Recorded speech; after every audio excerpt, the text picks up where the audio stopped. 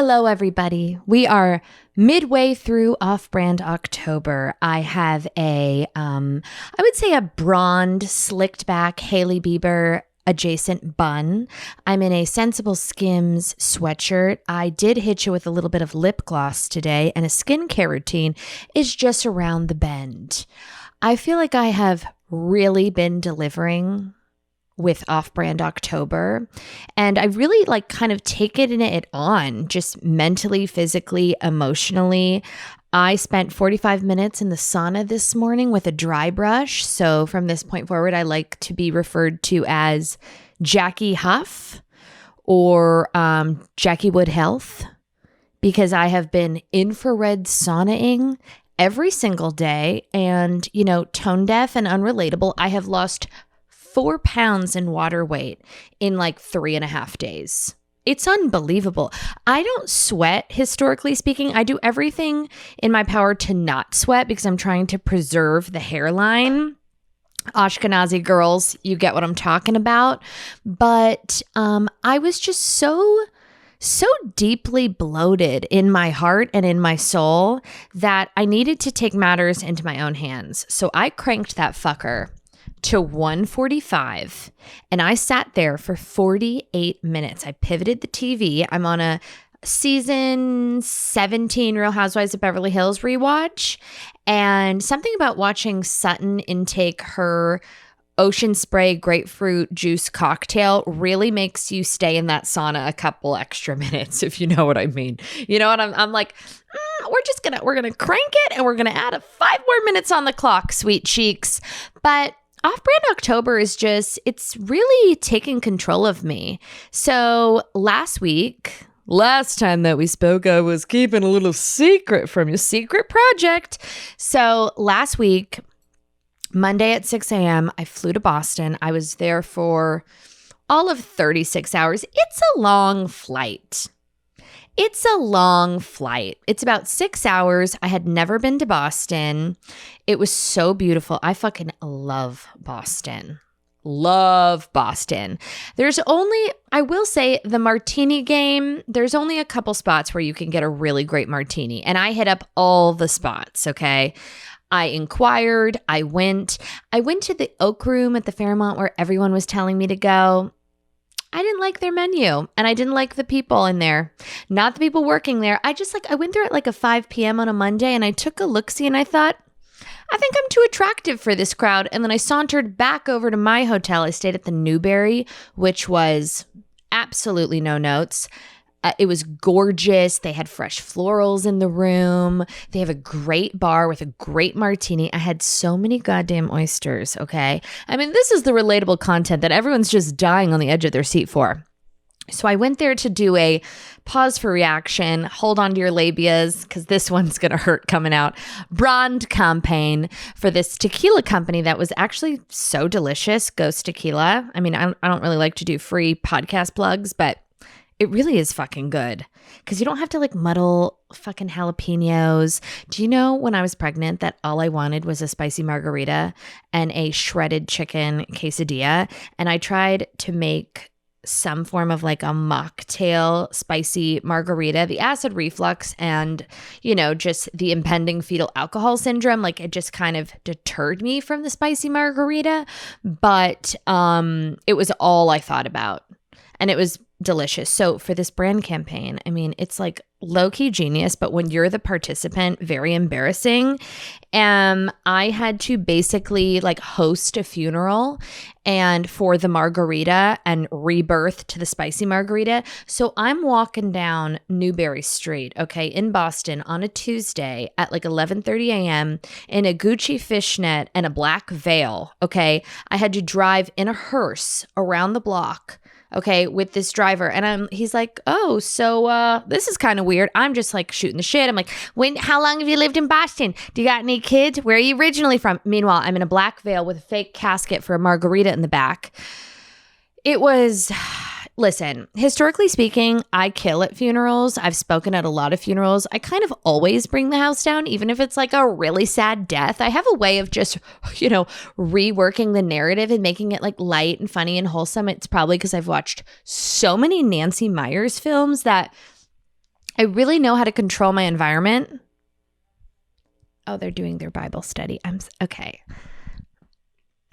This is too real, and I will probably have to cut this out. But this is the trajectory of my life 4 days a week. My housekeeper is part of a Bible study group, and we've had a lot of conversations. AirPods have been purchased with all the things, like, like, do you participate? I'm not gonna, deter you from godliness, but does it have to be on speaker in every room of the house at full volume? Okay. Like all day, every fucking day. We've had talks about it. Nothing registers. I feel like I'm, God forbid. I mean, I should speak in a hushed tone. And then it's all day. It's every day. And I feel like she's trying to tell me something. Probably goes back to when she walked in on me watching Saltburn, and then she saw Barry Keoghan fucking a grave. And now we're just all Bible study all the time. I'm going to, just for professionalism, I'm going to have her maybe put her AirPods in. 1 second. And we're back. I was like, bitch, can you put your AirPods on? She says, fine. I'm like, sorry to bother you. I'm so sorry to bother you. Sometimes I feel, and by sometimes I mean like all the time, that I'm like a guest in my own home. And it's a weird sensation. I'm like tiptoeing. I'm walking on eggshells. I'm like making sure it's absolutely bizarre. The truth of the matter is I don't like having anybody in my fucking house, but I also don't like taking care of my child, and I don't like cleaning. So somebody is always in this fucking house, and I'm just hiding, and I feel judged. Like every time I try to never be on my phone around Clyde. I really do, which sounds like a lie coming out, but I am so hyper aware, and I always hide it from him because I don't want him to be into it. And always like that one time where I'm like bidding on something on the Real or whatever, or First Dibs, and somebody turns a corner and I'm with him and I'm on my phone and I feel very, very judged, and I'm just like working through this out loud. Anyways, back to Off-Brand October. So last week, I fly to Boston, I do my shit, I jump on a red eye, I fly back to LA because I was doing the Call Her Daddy live show. And it was so much fun. It was so much fun, not just to do it, but I was able to do it like with my girlfriends, which was so fun. It did not feel like any work. Heather McMahon was there. Morgan Stewart was there. Alex Cooper, obviously.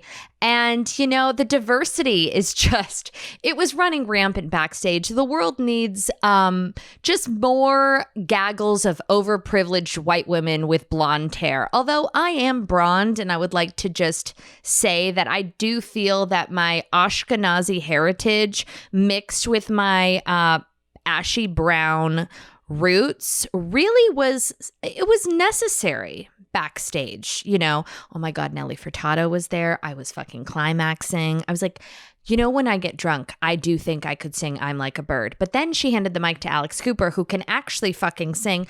I mean, that bitch, this is how I know that I'm a wonderful person. Okay. And I've really deep dived this. This is how I know I'm a good person. I'm going to bring her success back to me. Alex Cooper is so fucking rich and so fucking hot and so pretty and smart and all of the fucking things, and just truly killing the game. You don't have to like her, by the way, because, she's getting the backlash for the Kamala of it all. You don't have to agree with her. You don't have to like her, but you kind of have to respect her. Period. And if you don't, you're just a hater. And there's nothing worse than a fucking hater. Coming from someone who complains about people, places, and things for hours on end for sport, in my soul, I'm not a hater. And I'm fucking proud of her. That bitch is working. If you ever saw her one take wonder deliver a TikTok audio dub, you'd be impressed when I tell you. So I get on this plane. Okay, I don't sleep. I am emotionally and physically hovering on like a 3% battery life when I arrive back to LA. I go straight to my hotel downtown because I don't have the geographical coordinates and the time to go back home, get ready, go back downtown. It just made more sense for me to go straight from the airport to the hotel. Now, all the while, I'm missing Clyde pretty fucking bad. Like, couldn't look at photos of him day 3 because it started to hurt my stomach and I had to disassociate, which is toxic, but also just my coping mechanism. I'm so good at it that it scares me a little bit. Like, I really know how to compartmentalize. Like, when I need to go do something, I cut it out. I put it right in front of my face, and then I take all the other perimeter of people, places, and things that I need to be tending to, and I lock it up. I lock it up, and it just doesn't exist to me. And I've been able to do it my whole life, and it's served me well. Here's the difference, though. People think that it's not about stifling. It's just about locking it up, putting it out of eye line, and then bringing it back to the forefront when you need to. But it's been a really helpful tool for me.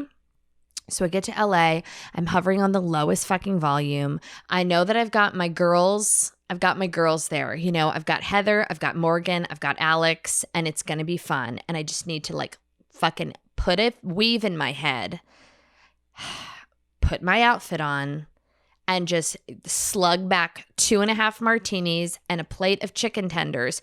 Do I order kids chicken tenders and pretend that there's a child staying in my room at fancy hotels?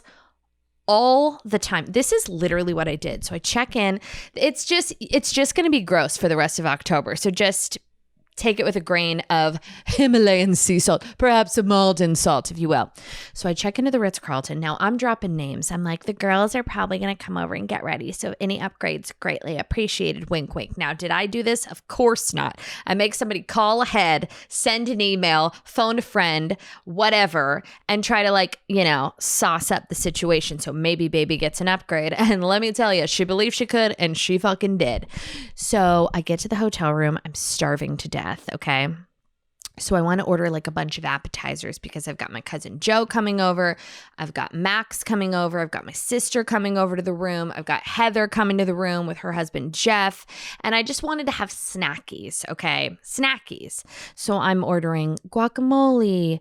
What else? Pizzas, like club sandwiches, French fries, like all the hits. And they don't have adult chicken tenders. So what I do, this is what I always do. Oldest trick in the book if you're staying at a hotel by yourself. First of all, you never tell anyone you're staying at a hotel by yourself. Andrew could not go because he needed to tend to the child. And honestly, like I was managing too many people at that point. Okay. So trouble in paradise, everybody. I wish. No. Hardly. So I call room service and I'm like, yeah, I'm like having some people over order. And then I go, oh, honey, you want the chicken tenders? Okay, honey. Okay, baby. I'll get you the chicken tenders. Swear to God. And I go, can we also get an order of kids chicken tenders? I do that everywhere I go because I don't want to commit to a whole breakfast or like a whole chicken tender plate. So I'll also be like, for breakfast, best trick in the book. Honey, do you want the eggs or do you want the French toast? Okay. I'll get you the French toast and the eggs. Okay, sweetheart. Yeah, he's going to have the French toast and the eggs. And then you look like a frivolous, loving, tender mother, but really you just don't want to spend $85 on the Belgian waffle and the human like full size, continental breakfast or whatever. So you can get two. This is just unnecessary. So drama struck when I landed in Los Angeles. I was supposed to have a outfit delivered the previous week. It got lost in the mail. It was coming from Europe. I mean, also because I just wanted the European discount. Great website, guys. The Italist. I think that's what it's called. And also Cettire, Cettire. Write this down. I'm going to put it in the newsletter, okay? You can get like brand new season shit for, I would say like 20% off. I'll fucking take it. So Alex calls me and says, this is weeks ago, I want you to be a guest on the Call Her Daddy LA show. We do this segment where it's like, a Western saloon. You come out, we play drinking games, blah, blah, blah. Now I'm going on stage with Morgan Stewart, which is not great for me because that bitch is like, she like fell out of a Parisian Bottega runway. Okay. So everything this bitch is dripping. Okay. And I'm dripping, but in a very different, dehydrated, sad way. You know what I mean? So like, I'm not going onto the stage with Morgan Stewart in like a Zara cord.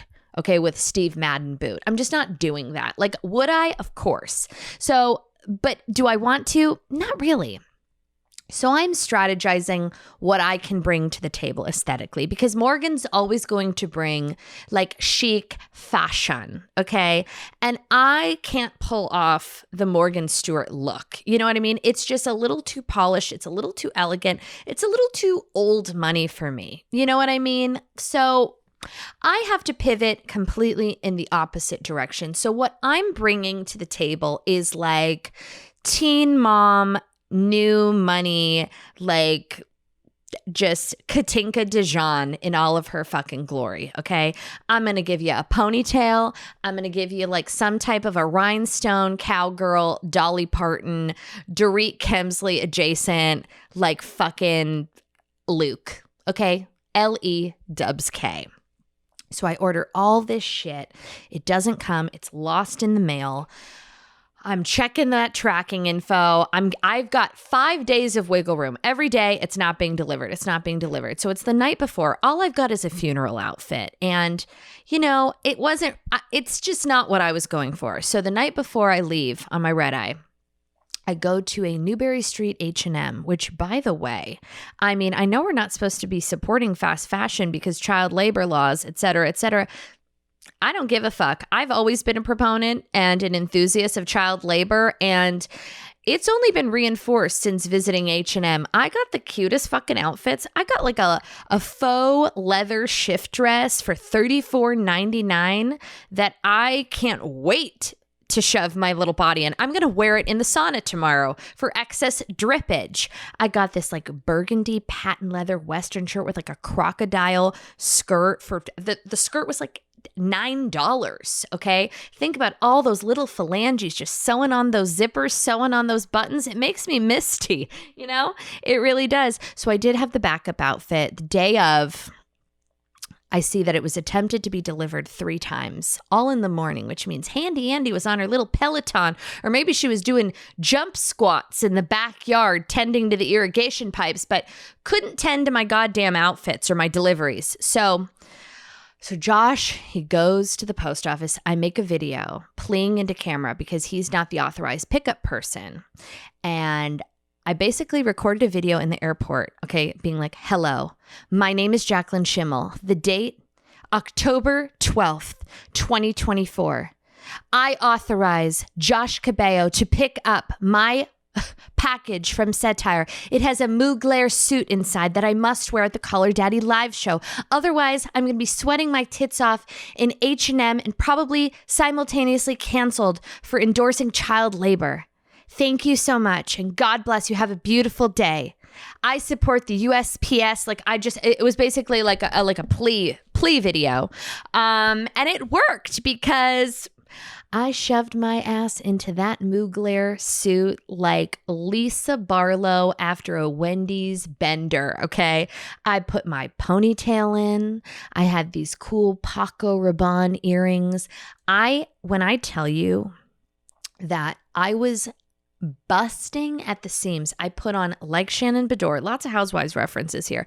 I put on a Skims thong, which lived inside of me, and I still think I have remnants of in my anal cavity. I put on an Amazon shapewear bodysuit with like a cinch, and then a control top tight. So when I tell you that my organs, and nobody likes a skinny bitch talking about, shapewear, but my organs were reassembled within my body. I felt whatever's down here, like an ovary up in my tit. My liver was in my back. Like everything just got completely disassembled. And I started to feel a little dizzy 3 hours in. My cousin Joanna, such a fucking bitch, she made me sit. She's like, I just need to see you sitting because I want to see what like the situation is with your legs. And I was like, are you fucking kidding me right now? So we did a couple trial runs and she's like, it'll work, but I would drape my arm over your left thigh. And I'm like, you are a fucking cunt, but I love you.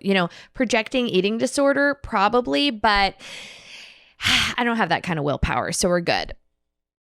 This week's episode is sponsored by Squarespace. What I love most about Squarespace is not only you can build a beautiful website with them, but they continue adding more and more cutting edge features. Whether you're building a website from scratch or you've had one for years, Squarespace can always help you upgrade. They have this amazing new feature called Design Intelligence, which combines 2 decades of industry-leading design expertise with cutting edge AI technology to unlock your strongest creative potential. Okay. I also love their analytics tool. So you can find out who, when, where, why is visiting your site so that you can make more informed decisions when you're trying to appeal to your audience and grow your community and your fans. You know what I'm saying? Plus, if you want to add a paywall, you're selling stuff. It's so easy to use. Check out squarespace.com for a free trial. And when you're ready to launch, go to squarespace.com/Bible to save 10% off your first purchase of a website or domain. If your children are anything like Clyde, they grow fast in all directions, but that doesn't mean that they have to outgrow their favorite items after only a few months. So Posh Peanut just gets it, which is why they make super stretchy and colorful clothes that seem to grow with your child, so you're getting longer wear out of those adorable styles. Their pieces are made with ridiculously soft viscose from bamboo that stays soft after you wash them over and over and over again. It's high quality fabric. It's 4 times stretchier than cotton, so you really get a lot more bang for the buck and wiggle room. I will speak personally. Clyde, before like Posh Peanut, it was like hourly. He was busting out of everything. And I just can't say enough great things about Posh Peanut. It is thoughtfully crafted. It's cute. It's stylish. Clothing for kids and the whole family. It's designed in-house with cool prints and, stylish brands or favorite, whatever your kid's favorite thing is. If it's like Hot Wheels, Disney, Hello Kitty, Barbie. Right now, Posh Peanut is offering our listeners 20% off your first order with promo code Bible. Just go to poshpeanut.com/Bible and use promo code Bible for 20% off your first order. That is poshpeanut.com/Bible, promo code Bible. Anyways, I had a time. I slept, approximately 6 hours total last week, fighting for my life, had so much fun. So weird. We posted a bunch of photos because that's what annoying people do when they all get together. We're like, oh my God, we're friends in real life and let's take videos and pictures. We all got our makeup professionally done. Woo, clap for me. We're all whores at the end of the day. I mean that lovingly. And so many DMs, people are like, oh my God, I thought you and Morgan had a falling out. Oh my God, I thought you and Alex had a falling out. I'm like, what the fuck are you talking about? Like so much manufactured drama that I'm so aware of. And I had this great idea. I said to Heather, I was like, if shit starts going down fast for both of us, let's just like create a fake feud. Cause I feel like it'd be amazing for downloads, but unfortunately it's just not applicable. And what a concept that we all just kind of like each other and get along and support each other. It's not fun. It's not drama, but it is the truth. And the real truth is, if you really want to sniff, you want to sniff for drama, I would look for the ones that have no other friends in the space, because that's the rat. If it smells like cheese, it's a rat. Lots of rat analogies on this podcast, but it's boring. We all kind of fucking like each other. And for the record, I don't have falling outs with people ever. Oh, I did want to address one thing. So we were answering some questions about like high school reunions and if we were bullied. I will never claim to be bullied on this podcast ever. It's not the truth. I feel like it's like a really easy like relatability grab to try to pretend that, we all went through it in high school.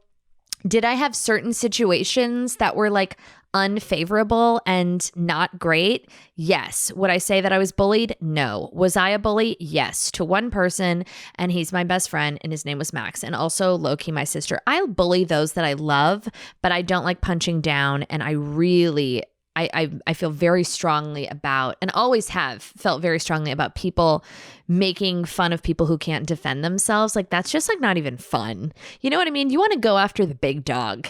That just shows that you're mentally equipped. But punching down is just sad and broken and like says nothing about that person and everything about you. But whatever. I mean, meanwhile, I spent 36 minutes a couple weeks ago talking about a woman who ordered a Sierra Mist at Charlie's Angels 3. I was actually Charlie's Angels 4. And do I hate her? Yes. It's completely separate issue. These are two different things. But we were talking about bullies, and I had named the puppy because I don't like to, not answer a question. That's very unprofessional. Now, I want to clarify that I did not have a bully in middle school or high school. I had a situation with a girl in community college that I was friends with in high school, and she was just like lovely and wholesome and sweet. And then that bitch got let out of her cage, and she became a massive cunt. So we had known each other, and naturally you gravitate towards people that you know when you're pretending to be enrolled in college and not.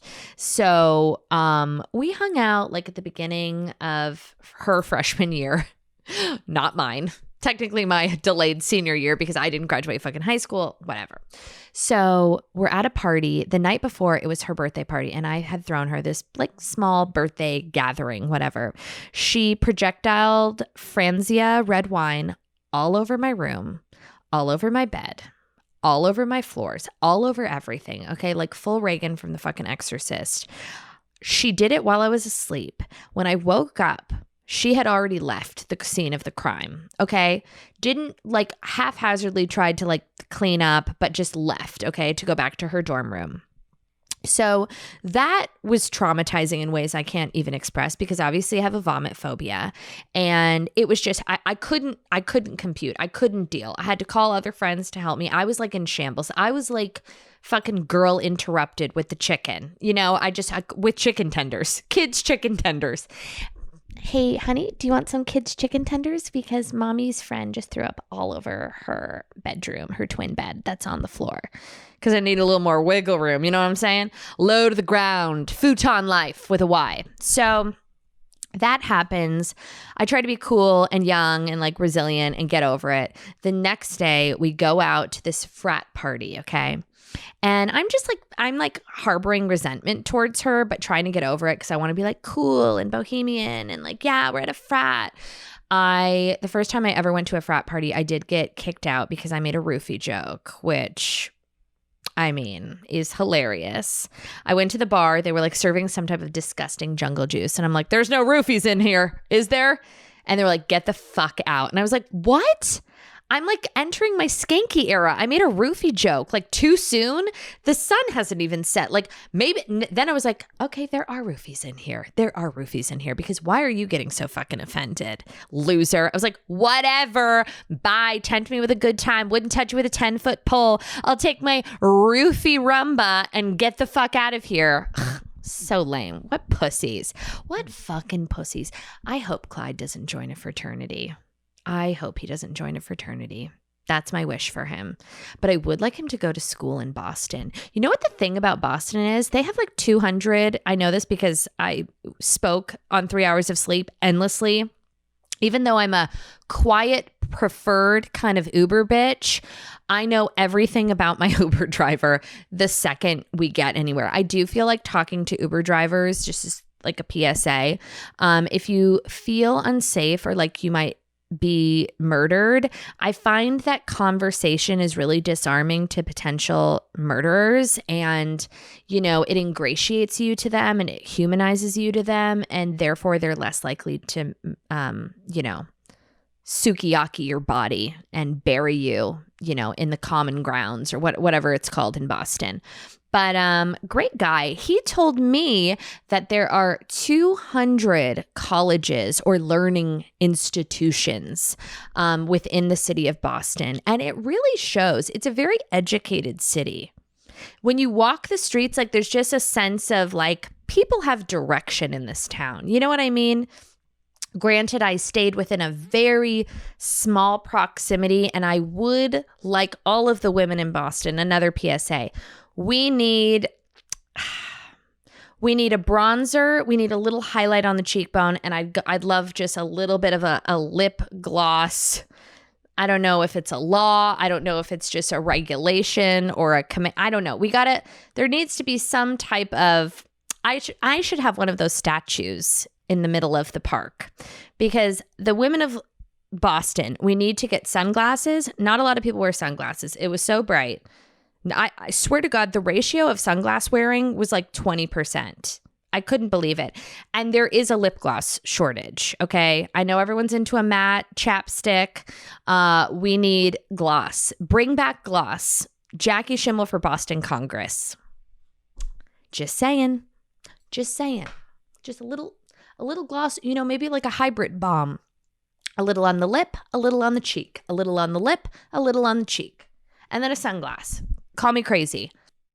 Let's discuss something we all care about for once. What's on your feet? And no, I'm not talking about those super cute but actually torture chamber shoes. I'm talking about G-Defy shoes. The shoes your feet have literally been begging for. By the end of the day, we're all feeling a little broken down, like a reunion special, which is why G-Defy provides 2 free orthotics with every shoe and a built-in lateral stabilizer that realigns your body. Sick of feeling like your feet are taking more hits than a Watch What Happens live guest? G-Defy's patented VersoShock technology absorbs all that shock and stress so you don't have to. Last week, I got home from running errands and it took me 2 hours to realize that I was still wearing my G-Defy shoes. They're that comfortable. Whether you're power walking a brunch or making a dramatic exit, these shoes have your back and your feet. Who knew comfort could be this chic and shady? So if you're still walking around in shoes that scream, I'm suffering, honey, it's time for an upgrade. Use Bible for $20 off orders of $100 or more at gdefy.com. That is code BIBLE for $20 off orders of $100 or more at gdefy.com.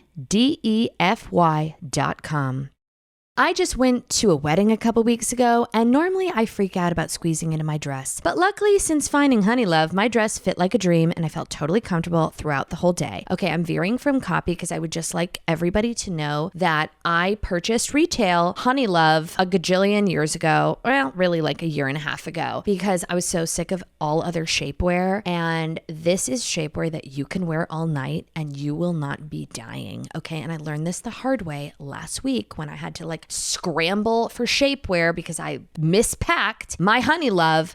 It is the most comfortable shapewear, period. Okay. They use this targeted compression to enhance your curves instead of squeezing them. So you're going to feel hugged, not suffocated. Okay. They're the only shapewear that also will not roll down no matter how much you groove on the dance floor. Honey Love shapewear features lingerie inspired design details that you're going to want to show off. It's so breathable. It keeps you nice and cool. For a limited time only, you can get Honey Love on sale. Get 20% off your entire order with our exclusive link, honeylove.com/Bible. Support our show and check them out at honeylove.com/Bible. Treat yourself to the best bras and shapewear on the market and save 20% off at honeylove.com/Bible. Okay, truly the best shapewear in the game. I stand by it. I support it. I love it. Use our exclusive link to get 20% off honeylove.com/Bible after your purchase. They're going to ask you where you heard about them. Please support our show and tell them that we sent you. Say yes to every adventure with Honey Love.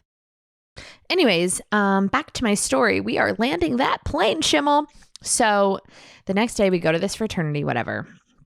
And, I'm silently resentful, but still being cool with a natty light in hand and just a twinkle in the eye and just emaciated. Oh God, I was so thin. I was so fucking thin. When I went to college, I remember my roommate had a scale.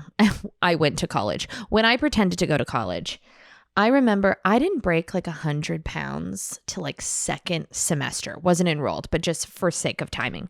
I mean, can you imagine? And I literally looked ill. I looked ill and I looked amazing. Trigger warning. Amazing. Oh my God. I was snatched. I was bony, but I had these boobs that I didn't have to wear a bra. And then it all went downhill so fast. But for those, I would say there was a year and 3 months where it was just unfucking believable. And I was eating everything under the sun. So unlikable, so cringe. But it was just, I wish I could go back in time and tell that girl, honey, you keep chewing, you keep drinking, you keep chewing. We're going to work on your rosacea later. But in the interim, you just keep woofing. Woof, woof, bitch. Speaking of woof. So we're at this party. Her name is Caitlin with a K. I would like to name the puppy. And we're at this party, we're doing the thing. She's talking to a guy, I'm talking to a guy, both dogs. And she screams across the party. And it was early because even then I like to go down at like 9:30 p.m. You know what I mean? So I was always the first one there and the first one to leave. She goes, "Hey, Jackie." And I could tell like she's got her, she's drinking her Sunny D and Ciroc or whatever the fuck, pop off vodka. And she's foaming at the mouth a little bit. She goes, "Hey, Jackie." I'm like, "Yeah, what's up?" She goes, "It must suck." And I said, "What?" And she goes, "It just must suck." And I was like, "Well, what must suck?" She goes, "Being the ugly friend." And I remember the whole room stood still, okay? Because it was still relatively intimate at that point because it hadn't popped off. And we're sitting under the fluorescent lights in front of a beer pong table. And she screamed that I'm the ugly friend in front of all of these bros and all of these dumb bitches with bad hair color. And I had a moment where I was like, am I going to cry or am I going to headbutt this bitch? And then in true compartmentalization fashion, I disassociated from myself. I did this all very quickly. As I sipped my jungle juice, I disassociated. I removed myself from the equation. I looked at me, and then I looked at her, and then I looked back at me, and then I looked at everybody else in that room. And I thought, you know what, Schimmel? We're not going to take this one. You are objectively cuter than this girl, and you always will be. Still am, still was, hasn't changed a fucking thing. And I looked at her, and I blinked 3 times, and I lifted my cup, and I said, "Cheers." And then I walked the fuck out, and we were never friends again. And that was my big falling out, and that was my only situation. Well, no, that's not true. Not my only situation. But that's the bitch I think about late at night that I troll sometimes on Facebook. I like to see what she's doing. What is she wearing? What's her handbag situation? I'll tell you, it's crossbody and it's pleather. Okay, she's the bitch at a wedding with a crossbody brown bag, the same one that she wore to fucking Pilates, okay? And you can never trust a bitch in a crossbody day bag at a fucking wedding. If she does not have the wherewithal to go on Amazon and just get a sensible clutch, we can't trust her. We can't trust her. You know what she's carrying in that crossbody bag? Damage, okay? Damage. Issues. Trauma, okay? Insecurities, secrets. I've been seeing all these conspiracy theories and I literally don't understand what anyone's talking about. I've watched like 50 videos on it, and granted, anything that is longer than 30 seconds or more than 3 sentences, I just completely internally glaze. Like, I need bullet points. I'm a bullet point kind of bitch. Like, I need keywords. I need visuals. I can't like go down any type of a TikTok that's longer than 30 seconds. I skip. I love an unboxing that's like 7 minutes. It's like, bitch, we know you got your Birkin bag. Nobody fucking cares. Like, what's with all the chit chat? Cut to the chase. Caitlin. So I saw this video this morning that was like, Kanye West was trying to save Taylor Swift when he interrupted her VMA speech in, 2000, whenever. And there's all this conspiracy theories that all these people that have gone up and accepted awards and are thanking Beyonce is to like save themselves from like sex trafficking or something, or like the Illuminati. I don't know. This is all allegedly. I mean, I've watched so many videos and I still have no idea what was going on. Like, what is it? Like, we're bringing Beyonce into this, and a lot of people are saying allegedly. I don't agree. I don't believe it, that Jay-Z and Beyonce are somehow tied in to this whole P. Diddy thing. And the list of names, we're all waiting for that list of names. And apparently Kanye West has been blowing the whistle on P. Diddy all of this time, but he's got his own problematic behavior. And then the reason he went up and thanked Beyonce was to like eliminate Taylor Swift from like the weirdness of the Diddy stratosphere. It doesn't make sense to me. How? Why? But like, I physically don't understand. So these celebrities that are thanking Beyonce is like their like they're like, don't fuck with me. I don't understand. I don't understand. I'm going to Google it and we're going to circle back to this in a bit, because all of these very elusive TikToks, like no one's really saying what they need to be saying. Is that an insinuation that Beyonce is a part of this? I can't believe that. I refuse, and I will not believe that. I don't. Hello, Bitch Bible listeners. I want to share a podcast with you called Horoscope Weekly, hosted by the brilliant author and astrologer Aliza Kelly. Horoscope Weekly takes you on an insightful and personalized cosmic journey. Every week, Aliza interprets the latest astrological events, bringing you cosmic insights for the week ahead. She also gives you detailed guidance on what you should expect this week based on your unique zodiac sign. Notoriously as a double Leo sun and moon and Scorpio rising, I could definitely use some weekly guidance. Plus, Aliza offers tailored advice across love, career, health, and more. Whether you're an astrology enthusiast or a curious newcomer, let Horoscope Weekly with Aliza be your guide through the stars. New episodes release every Monday wherever you get your podcast. Just search for Horoscope Weekly with Aliza Kelly. While it may be off-brand October, one thing that's still very on-brand is my love of Nutrafol. My hair journey with them has been truly incredible. My hair is so much thicker and fuller than it used to be, and I shed so much less. Nutrafol is the #1 dermatologist-recommended hair growth supplement, with over 1 million people seeing thicker, stronger, faster-growing hair with less shedding. Because everyone's root causes of hair thinning is different, a one-size-fits-all approach to hair growth just does not cut it. Nutrafol has multiple formulas that are tailored to give your hair what it needs to grow throughout different stages, such as postpartum and menopause, as well as different lifestyles like plant-based diets. So it's physician formulated with drug-free ingredients. Nutrafol supplements support healthy hair growth from within by targeting root causes of thinning, including stress, hormones, environment, nutrition, lifestyle, and metabolism as they evolve throughout a woman's life. So with the Nutrafol subscription, building a hair growth routine is simple. Purchase online, no prescription required. It's automated deliveries and free shipping that keeps you on track and keeps you lush, honey. Plus, you can save up to 20%. You're going to have access to free naturopathic doctor consults. And a Headspace membership is also included. That's amazing. Get results you can run your fingers through. For a limited time, Nutrafol is offering our listeners $10 off your first month subscription and free shipping when you go to Nutrafol.com and enter the promo code BIBLE. Find out why over 4,500 healthcare professionals and stylists recommend Nutrafol for healthier hair. Nutrafol.com, spelled Nutrafol.com, promo code BIBLE. That is Nutrafol.com, promo code BIBLE. You know what's real fucked up? So Landon Barker, and by the way, I would just like to preface this story with saying that quite literally nothing offends me. And like, if I'm telling you off mic, like in my real life, I didn't think something was funny, I'm not performatively being like, oh, I don't think that's funny. I think it's fucked up.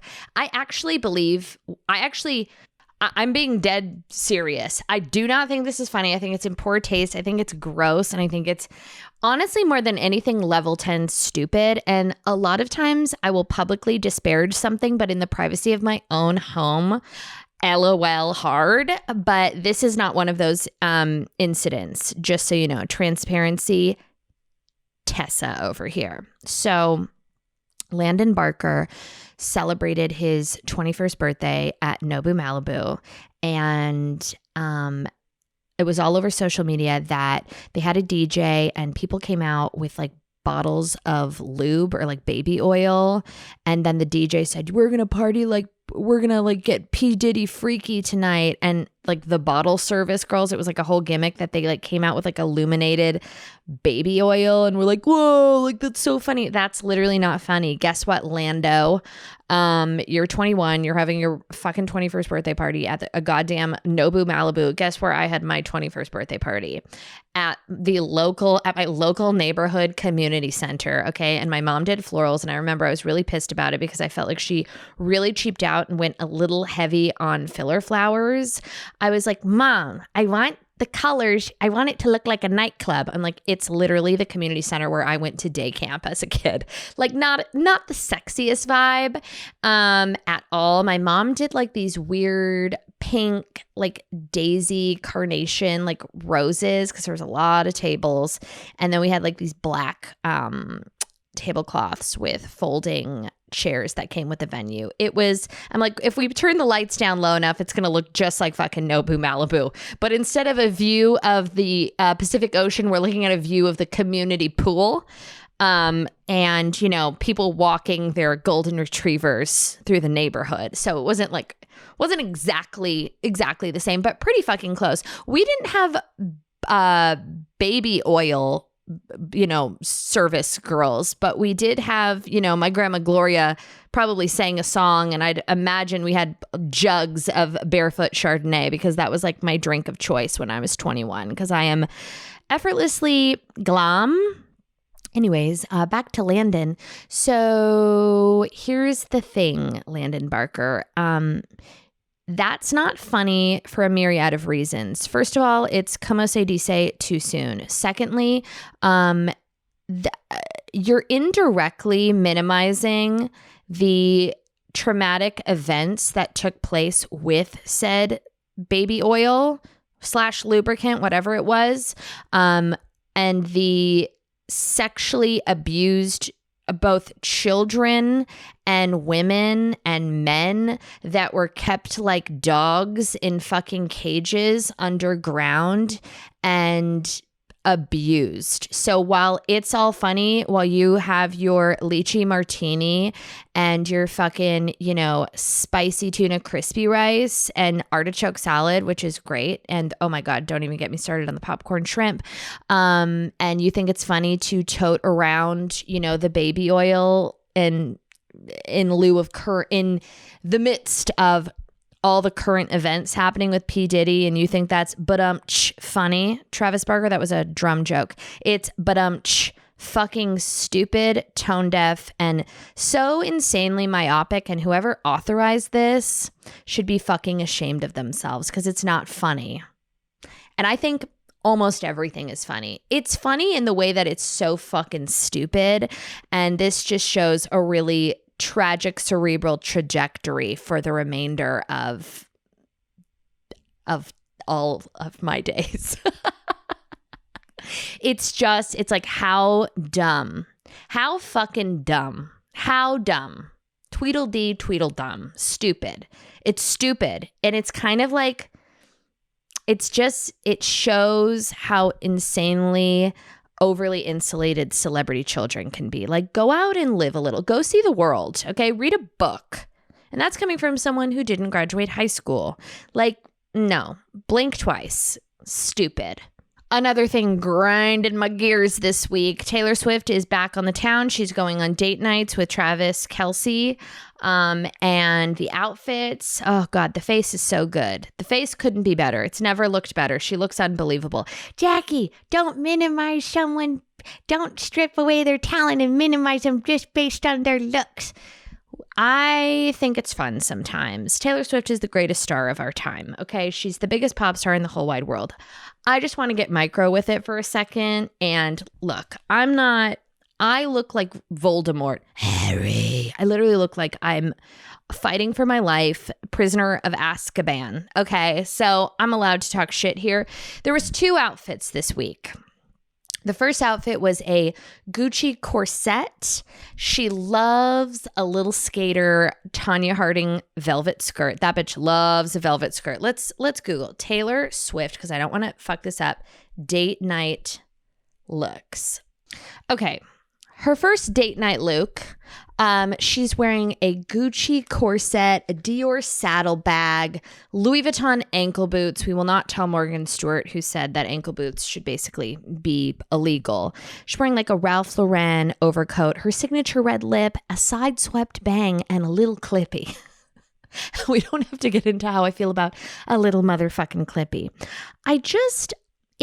Oh my God. And of course, she's wearing like a leather A-line skater skirt. It's a lot of different things. Okay. She's so beautiful. We don't have to keep going over that point. She's so beautiful, so talented, so rich, so thin. Okay. Let her have it.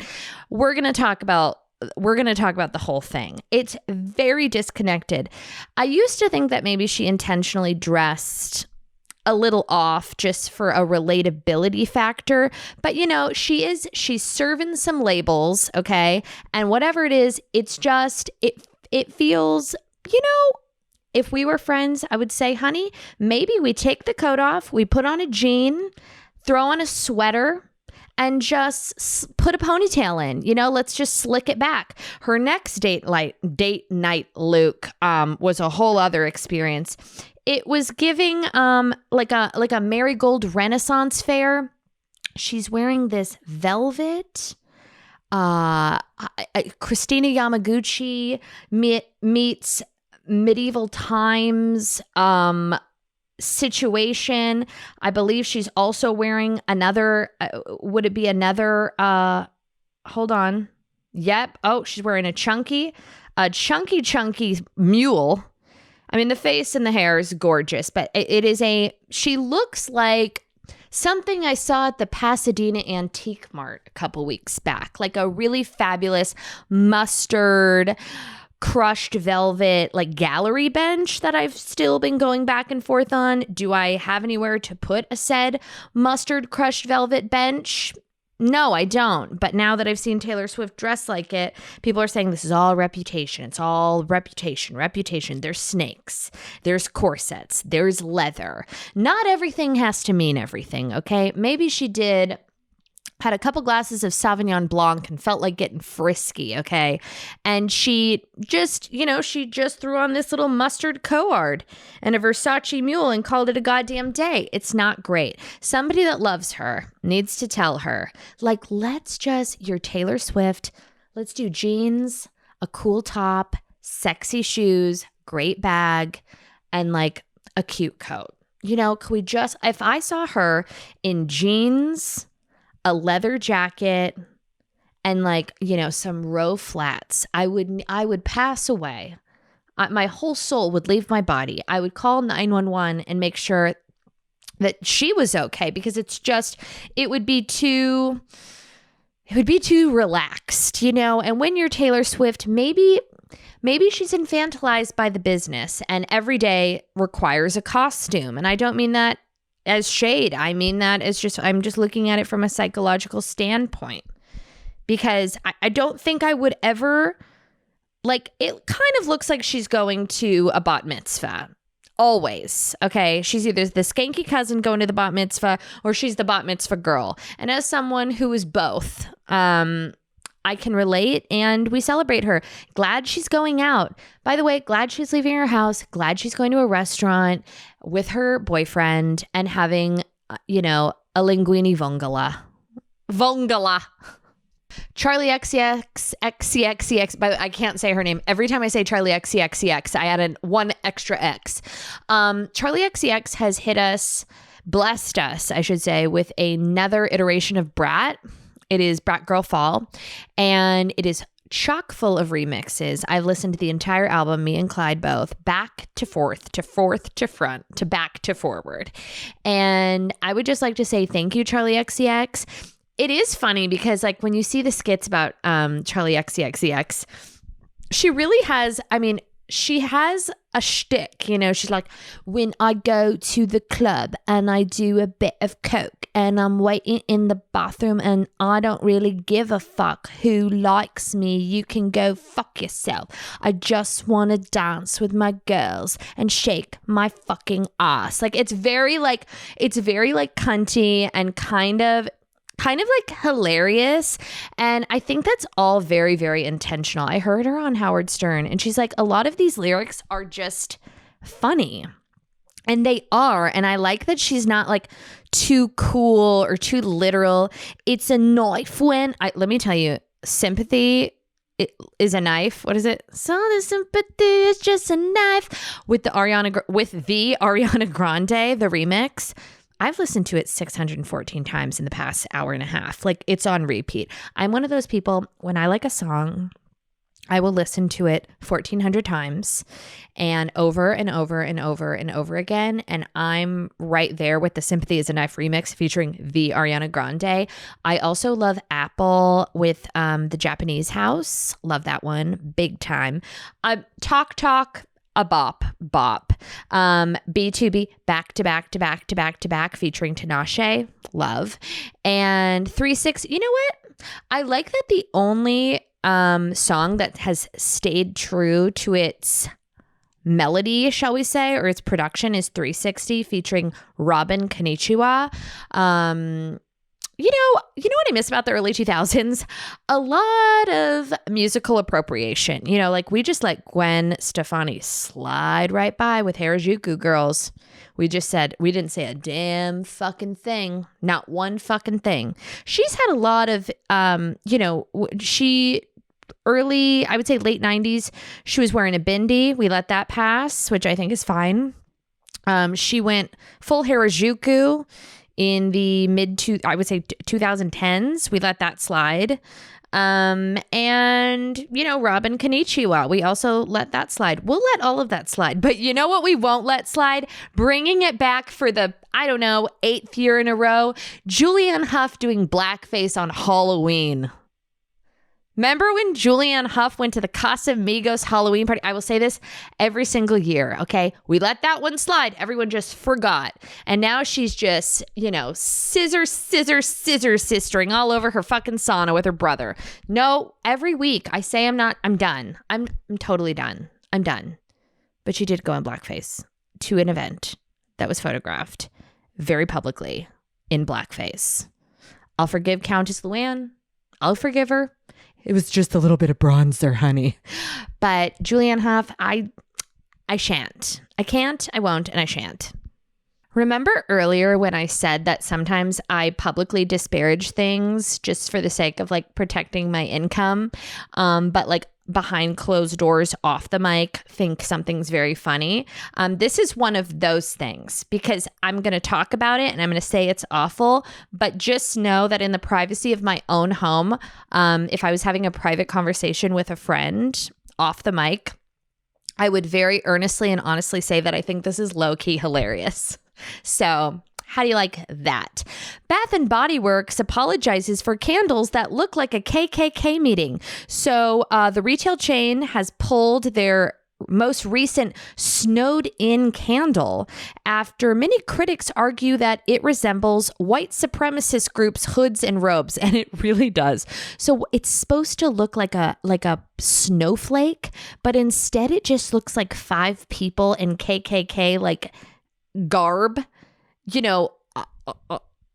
just standing side by side. It's like the craziest thing I've ever seen. I mean, if we didn't have enough reason to cancel Bath and Body Works for, just being the fragrance of people who have given up on life. Okay, now they went and put the KKK on their snowed in winter harvest, live, laugh, love adjacent fucking candles. Okay, now I just want to know what the snowed in candle smells like besides, mediocrity and settling and giving up on your life and just having terrible taste in both candles and decisions and life philosophies and, like who hurt you, like what happened to you that you've sauntered into a Bed Bath and Body Works. What is it called? Bed Bath and Beyond. Bath and Body Works. If you're over the age of, I would say, humbly 16, with all the resources out there, and you find yourself, looking at a toxic loofah and a cucumber melon body spray, we got to go back to the drawing board here because we have too much information at our disposal. Okay, we have too many resources. We have too many things. We have too many platforms and portals where we could very easily do something else. But, I just imagine the woman. I imagine her. She's in a fleece legging. Okay. She's got a sweater on. She's got an ill-fitting bra. She's got a crossbody bag. Okay. She's probably got her little jack-o'-lantern dangling earrings. Okay. And a sad little pony. Okay. Not a high pony, sad pony. Different. Okay. Sad broken pony. And she's got an overbite and she goes in and she's like, I just need something to brighten up my weekend. I'm going to get a KKK snowed in candle with undertones of peppermint, balsam fir, and just a little bit of formaldehyde just to keep the internal pilot light flickering, honey. Okay?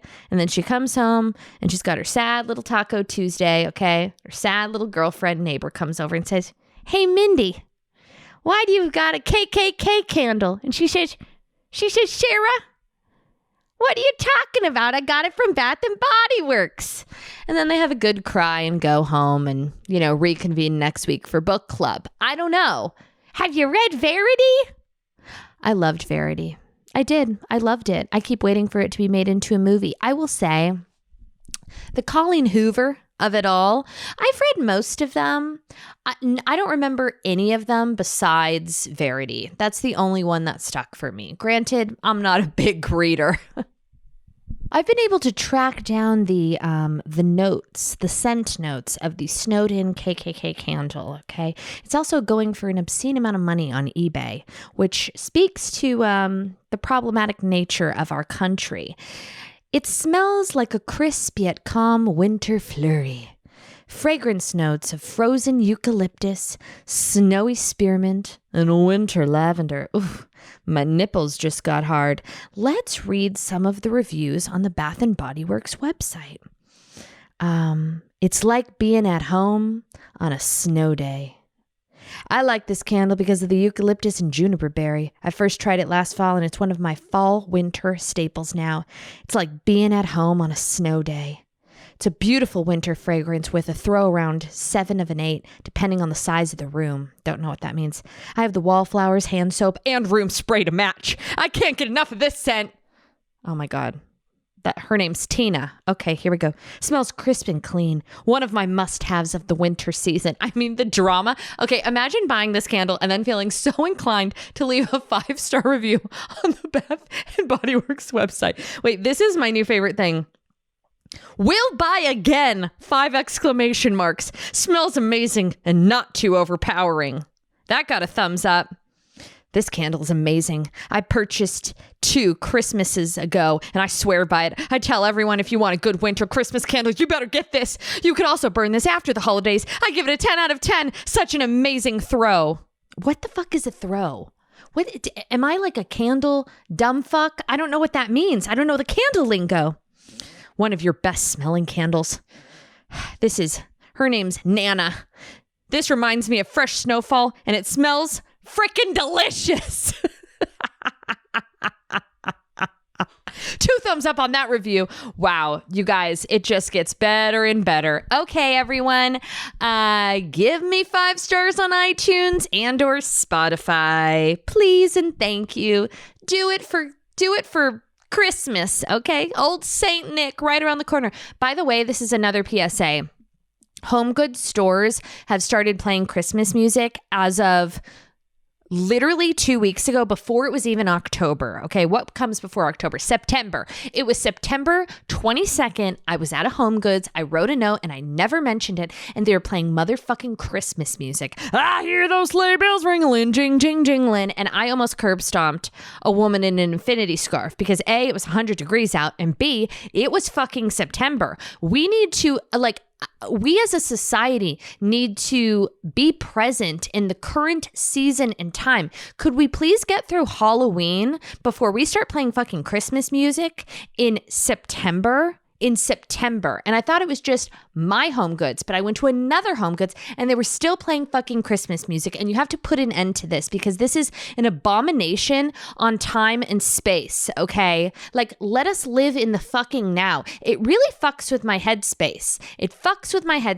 Okay? And on that note, goodbye.